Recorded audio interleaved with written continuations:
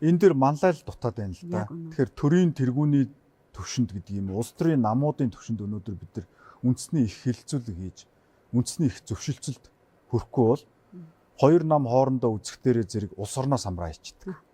Нам дотор хоёр фракц үзэхээр улс орноос хамраа ичдэг. Хоёр бизнесийн бүлэгл үзэхээр улс орноос хамраа ичдэг. Энэ байдал чинь өөрөө хэрэгс төрж нөгөө одтой тэнгэр орчиж олон улс байлдаж орондоо орох завгүй олзлон булаалдаж байв гэдэг одоо тэр нуус товчооны тэр мөрт юу хүрж байна. Тэгээ нуус товчоонд бол монгол хүний тэр ондоошил, монгол хүний тэр онцлогийг хэлсэн байгаа. Жамуух хэлсэн байдаг шүү дээ. Тойрол хаан, Чингис хаан хоёр болцсон цагаас хоцорж ирдэг. Тэгээ жамуух бол зэмлдэг байхгүй юу? Монгол хүний заа андгай босоо гэж. Өөрөөр хэлбэл 800 жилийн өмнөх бидний өвөг дээдс заа гэсэн бол энэ андгай тангараг мэт байж. Гэтэл өнөөдөр бизнес их юм. Өнөөдөр Монголын одоо хүмүүстэй бие биендээ заа гэж байгаа нь үгүй гэж байгаа мó, магадгүй гэж байгаа мó итгэхийн аргагүй болж шүү дээ. Яг одоо 5 минутын өмнө баталгаажуулж асаахгүй болдоггүй.